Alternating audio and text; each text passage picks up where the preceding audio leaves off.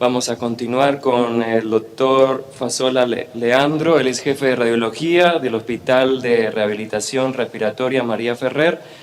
radiólogo del Grupo de Enfermedades Pulmonares e Intersticiales Difusa del Hospital de Rehabilitación, del mismo hospital. Él nos va a acompañar con la charla Enfermedades Pulmonares Intersticiales asociadas a colagenopatías. Muchas gracias, doctor. Bienvenido. Gracias, buenos días. Voy a hablar de enfermedad intersticial asociada a enfermedades del tejido conectivo. Los objetivos de esta presentación es describir las principales características de la enfermedad intersticial asociada a colagenopatías, describir los principales patrones tomográficos y tratar de identificar características en la tomografía que nos ayuden al diagnóstico diferencial. Las enfermedades del tejido conectivo son un grupo heterogéneo de enfermedades inflamatorias de naturaleza autoinmune que pueden afectar distintos órganos. Estas enfermedades son la artritis reumatoidea, la esclerosis sistémica o esclerodermia, las miopatías inflamatorias, entre las cuales se destacan la dermatomiositis, polimiositis y el síndrome antisintetasa, el síndrome de Sjögren, la enfermedad mixta del tejido conectivo y el lupus eritematoso sistémico. En este grupo de enfermedades, la enfermedad intersticial es la principal causa de morbilidad y mortalidad, y junto con la hipertensión pulmonar son los dos principales factores pronósticos en estas enfermedades. Y si bien se suele diagnosticar en pacientes con antecedente conocido de una enfermedad reumatológica, puede ser la primera manifestación de la enfermedad. Y en contraposición a las formas idiopáticas de neumonías intersticiales, suelen tener mejor pronóstico ya que pueden responder al tratamiento inmunosupresor. Según la bibliografía, la prevalencia de enfermedad intersticial en este grupo de enfermedades es variable, pero sí las más frecuentemente que se asocian con enfermedad intersticial son la esclerodermia en primer lugar y las miopatías inflamatorias y la artritis reumatoidea. Después seguidas por el síndrome de Sjögren y en último lugar el lupus, que si bien puede dar enfermedad intersticial es muy raro y las manifestaciones torácicas suelen ser con compromiso pleural, de las serosas como derrame pericárdico, derrame pleural y hemorragia alveolar. Como decía el doctor Engelmayer en la charla anterior, existen múltiples causas de enfermedad pulmonar intersticial, pero en nuestro medio son 3 las principales causas, ¿no? Cuando tenemos un paciente con enfermedad intersticial, principalmente pensamos en 3 grupos de enfermedades, que son la fibrosis pulmonar idiopática, ¿no? O cuando no encontramos una causa, la neumonitis por hipersensibilidad, ¿no? Secundaria a antígenos inhalados, y el tercer grupo son las enfermedades del tejido conectivo. Si bien principalmente se sospechan cuando tenemos hallazgos atípicos para fibrosis pulmonar idiopática, como en pacientes de sexo femenino, pacientes menores de 60 años y obviamente en aquellos que tengan hallazgos positivos tanto en la clínica como en la serología, en todos los pacientes con enfermedad intersticial se debe descartar la enfermedad del tejido conectivo, ¿sí? Entonces a todos, en la evaluación inicial, se pide un laboratorio básico tratando de rastrear estas enfermedades, compuesto por anticuerpos antinucleares, factor reumatoideo, anticuerpos anti-CCP, PCR y eritrosedimentación. Y después, de acuerdo a los hallazgos de este laboratorio, incluso a los hallazgos clínicos y también de las imágenes, se profundizará o no en la búsqueda de estas enfermedades. Pero vamos a lo que nos importa desde el diagnóstico por imágenes, que es cuando sospechamos una enfermedad del tejido conectivo desde la tomografía. Estas enfermedades se manifiestan con patrones intersticiales similares a los de las neumonías intersticiales idiopáticas. Y si vemos de acuerdo a la frecuencia, el más frecuente globalmente, la mayoría de ellas, es el patrón de neumonía intersticial no específica, ¿sí? Excepto en la artritis reumatoidea, que se presenta más frecuente con un patrón de neumonía intersticial usual. Por lo tanto, siempre ante un patrón de NSIP tenemos que tener la sospecha de que puede tratarse de una enfermedad del tejido conectivo. También para destacar la presencia de patrones de neumonía de organización, principalmente en las miopatías inflamatorias,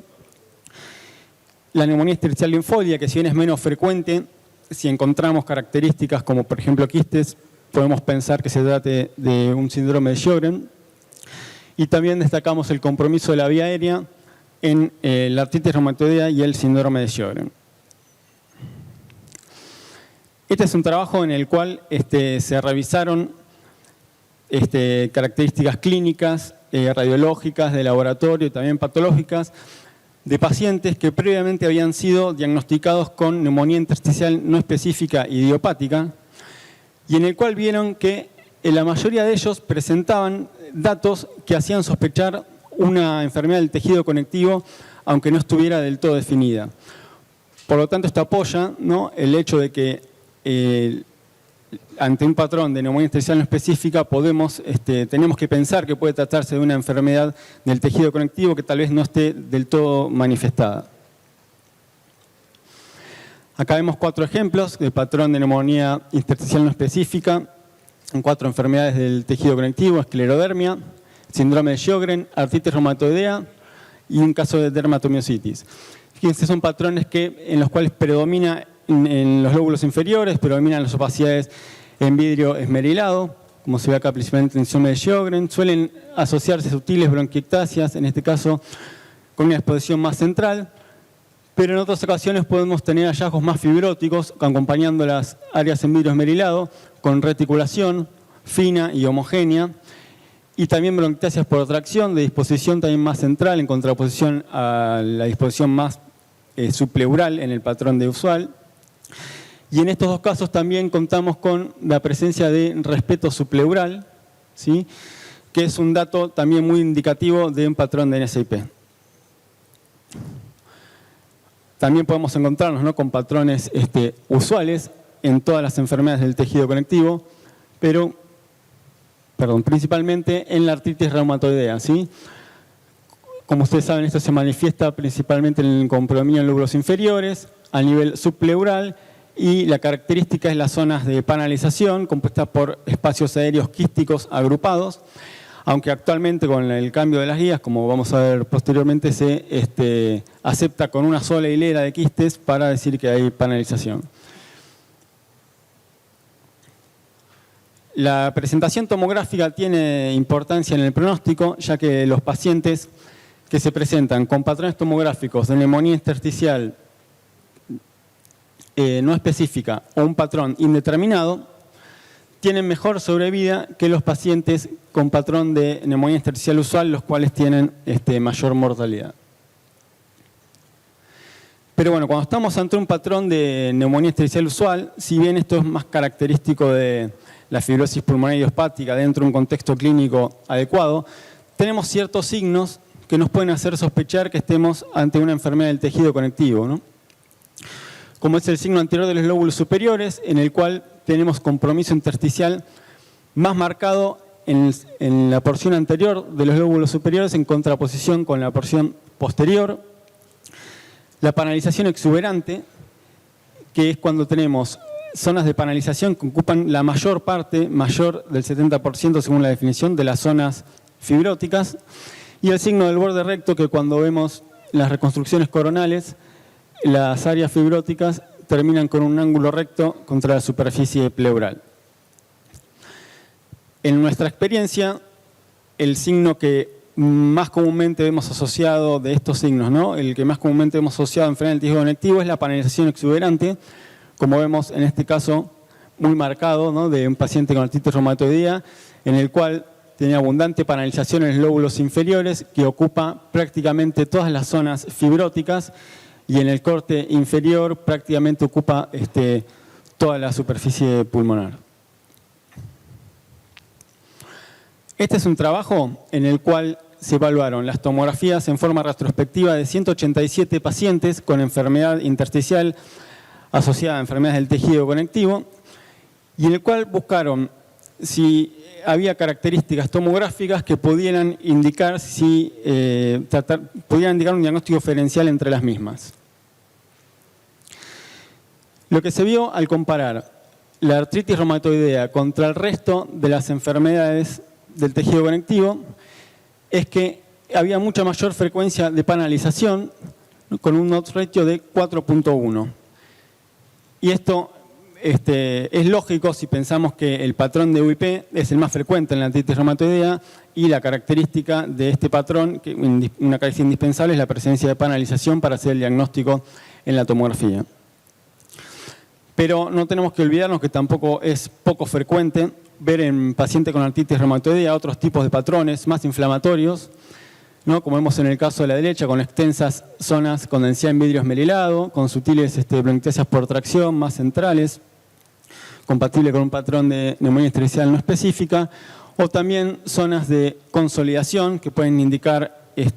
patrón de neumonía de organización, como es este caso que fue confirmado por criobiopsia transbronquial. En el caso de esclerodermia, cuando compararon la esclerodermia contra el resto de las enfermedades del tejido conectivo, vieron que había mayor frecuencia de adenomegalias en los pacientes con esclerodermia, con unos ratios de 2.5, aunque con un intervalo de confianza con el límite inferior muy poco por encima del 1. Pero con más peso sí se vio que la dilatación esofágica es más frecuente en los pacientes con esclerodermia con unos ratios de 5.2.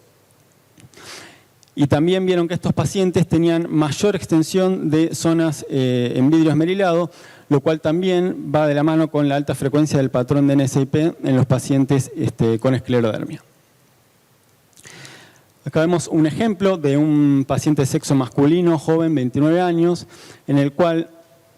vemos dos cortes a nivel de los lóbulos inferiores y tenemos una sutil alteración de la densidad en vidrio esmerilado, ¿no? Que se asocia a sutiles bronquiectasias centrales y con zonas de respeto subpleural bien marcadas, compatible con un patrón de NSIP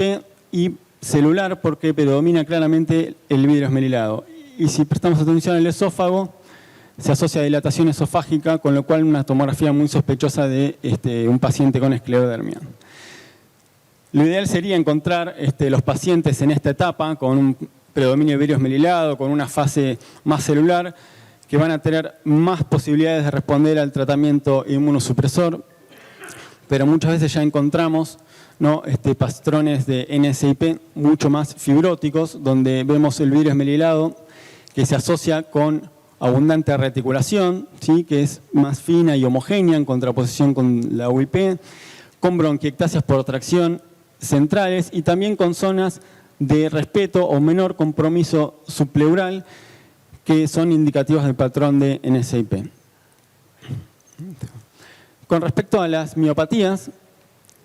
inflamatorias, se vio que la presencia de consolidación era más frecuente en las mismas, con unos ratios de 2.4, y que también es muy raro encontrar panalización en estos pacientes, ¿sí? La ausencia de panalización tenía un odds ratio de 5.6. Esto también va de la mano con la alta frecuencia del patrón de neumonía en organización en las miopatías inflamatorias, que muchas veces se asocia al patrón de NSIP. Entonces, cuando vemos un patrón de NSIP que presenta zonas de mayor densidad, que sugieren áreas de neumonía en organización, uno de los diagnósticos a pensar es que puede tratarse de una miopatía inflamatoria. Vemos el caso de una mujer de 41 años con tos persistente y disnea progresiva, ese fue el motivo de consulta. En la tomografía tenía múltiples zonas de consolidación con distribución peribroncovascular, subpleural, zonas con densidad en vidrio esmerilado más difusas en lóbulos inferiores y vemos en algunas esas zonas de consolidación con disposición en halo, con un centro más respetado, con densidad en vidrio esmerilado, con múltiples focos, configurando el signo del halo invertido, también muy sugestivo de neumonía de organización. Al interrogatorio dirigido, la paciente presentaba artritis y rigidez matinal y al examen físico exhaustivo vemos que presentaba manos de mecánico, ¿sí? Manifestadas por hiperkeratosis y descamación de la cara radial del dedo índice y con un anticuerpo anti-Jo1 positivo en el laboratorio, que es un anticuerpo antisintetasa y por lo tanto así se arribó al diagnóstico de síndrome antisintetasa. Otro caso de una mujer con síndrome antisintetasa, en este caso 42 años, con debilidad muscular, también con manos de mecánico y positivo del anticuerpo anti-Jo1, en el cual vemos una tomografía que también suele ser bastante característica en estos pacientes, con zonas de NSIP en los lóbulos inferiores, manifestadas por áreas en vidrio esmerilado, muchas veces se asocian a zonas de mayor densidad que sugieren organización, y una disposición característica en los cortes coronales es la marcada disminución de volumen de los lóbulos inferiores con elevación de los semidiafragmas que se acercan a las cisuras y la disposición de la enfermedad intersticial de esta manera por sobre los hemidiafragmas. También esos son signos descritos como característicos en el síndrome antisiptetasa. No debemos olvidarnos, ¿no?, aparte de la enfermedad intersticial, que podemos encontrar hallazgos de compromiso de la vía aérea que nos van a hacer pensar principalmente en artritis reumatoidea o síndrome de Sjögren en estos pacientes, y se pueden manifestar por zonas de distinta atenuación, patrón en mosaico y por nodulillos centrolobulillares que también pueden estar traduciendo la bronquiolitis folicular en estos pacientes, y los cortes en expiración se van a manifestar por zonas, ¿no?, de atrapamiento aéreo. Por eso siempre es importante cuando estudiamos pacientes con enfermedad intersticial contar con adquisiciones en expiración, porque la presencia de atrapamiento aéreo nos puede hacer pensar en distintos diagnósticos, como por ejemplo enfermedades del tejido conectivo, principalmente a Rey-Sjögren. También en el otro diagnóstico principal en el paciente con enfermedad intersticial es la neumonitis por hipersensibilidad. Con respecto al síndrome de Sjögren, también recordar que es característica la presencia de quistes, si bien no es lo más frecuente es que se presente con un patrón de NSIP,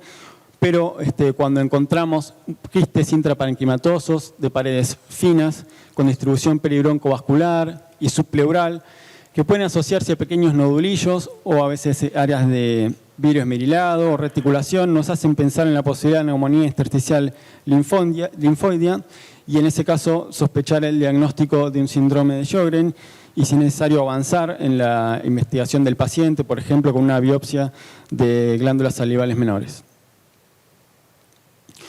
Otro patrón que pueden presentar estos pacientes con menos frecuencia son zonas en lóbulos superiores de fibroelastosis pleuroparenquimatosa-like, manifestadas por estas condensaciones y engrosamientos, condensaciones subpleurales y engrosamientos pleurales irregulares que se asocian a bronquiasas por tracción y reticulación que se dirige hacia el parénquima, que se contrapone con hallazgos en lóbulos inferiores de una enfermedad intersticial, en este caso manifestada por un patrón reticular y subpleural, ¿sí?, que podríamos definir como un patrón incipiente, que podría estar siendo una UIP de reciente comienzo, pero sería más catalogado como indeterminado. Este es un caso de un paciente con síndrome de Sjögren. Y en esta serie de pacientes, de 113 pacientes con enfermedad del tejido conectivo y enfermedad intersticial, se vio que el 19% presentaban un patrón como el que había descrito, con áreas similares a la fibroelastosis pleuroparenquimatosa en lóbulos superiores y enfermedad intersticial, otro tipo de enfermedad intersticial en lóbulos inferiores. Y los que más frecuentemente presentaron este patrón fue los pacientes con esclerodermia, pero para destacar es que estos pacientes tienen peor pronóstico que los que no presentan este patrón. También debemos estar atentos e incluir en nuestro informe en caso de haber signos de hipertensión pulmonar, ya que es la segunda causa de morbilidad y mortalidad en estos pacientes, principalmente asociada con esclerodermia y enfermedad mixta del tejido conectivo y también el lupus, ¿no? Hay que prestar atención al diámetro de la arteria pulmonar cuando es mayor a 29 milímetros y al agrandamiento de las arterias lobares y segmentarias como signos indicativos en la tomografía de hipertensión pulmonar. Pero bueno, también como son pacientes que van a estar en seguimiento de parte del equipo multidisciplinario, seguramente vamos a tener tomografías en la evolución de este paciente. También tenemos que estar atentos a las complicaciones que pueden surgir, como zonas de hipoventilación y atelectasias por disfunción diafragmática en las miopatías inflamatorias. También neumonías aspirativas por debilidad de la musculatura parafaringia en las miopatías o por alteración de la motilidad esofágica en el síndrome de Sjögren. Tener en cuenta la presencia de neumonías oportunistas, ya que son pacientes que están bajo tratamiento inmunosupresor, y principalmente estar atento al riesgo de neoplasias, ya que son pacientes que tienen un riesgo aumentado de las mismas, principalmente en cáncer pulmonar, en la esclerodermia, miopatías, artritis y el lupus, y siempre estar atento en el síndrome de Sjögren, en la aparición de nuevas zonas de consolidación o imágenes nodulares que puedan hacer sospechar la presencia de un síndrome linfoproliferativo. Este es un caso de un paciente de sexo masculino con artritis reumatoidea y enfermedad intersticial asociada con un patrón de UIP, en el cual vemos la primera tomografía a la izquierda, ¿no?, con patrón de UIP, con panelización subpleural, y 1 año y medio después, en una tomografía posterior, aparición de un nódulo pulmonar en el segmento lateral del lóbulo medio, con contornos algo irregulares, medía 15 milímetros, y que si bien en estos pacientes la aparición de nódulos puede corresponder a nódulos reumatoides, este era el caso de un paciente ex-tabaquista de 70 años, con lo cual el contexto clínico ameritaba avanzar en la caracterización y se diagnosticó un adenocarcinoma pulmonar. Además, tampoco presentaba nódulos subcutáneos, con lo cual la sospecha de una neoplasia era alta. En general, los nódulos reumatoides suelen presentarse con contornos más lisos, suelen ser múltiples y no únicos, pueden cavitar y suelen tener muchas veces disposición subpleural y, como dije anteriormente,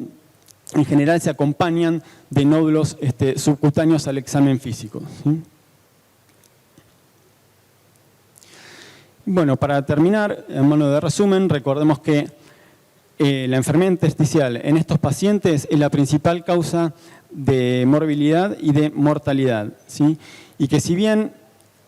muchas veces se conoce el diagnóstico previo de la enfermedad intersticial, muchas veces la primera manifestación, y en todo caso la única, es la enfermedad intersticial, con lo cual siempre hay que descartar las enfermedades del tejido conectivo en estos pacientes. El patrón de NSIP es el más frecuente en la mayoría, excepto en la R, que es el patrón de UIP, por eso siempre esos patrones de NSIP más inflamatorios nos hacen pensar en enfermedades del tejido conectivo. Y después tenemos que estar atentos a hallazgos en la tomografía que nos puedan hacer sospechar que se trata de enfermedades del tejido conectivo y de una etiología específica, ¿no?, como la coexistencia de patrones de NSIP con organización para las miopatías, por ejemplo los quistes en el síndrome de Sjögren. También estar atentos a otras manifestaciones como el compromiso de las serosas, que también pueden hacer pensar en enfermedad del tejido conectivo, y la dilatación esofágica, principalmente en la esclerodermia. Bueno, muchas gracias. Este es nuestro equipo del Hospital Ferrer.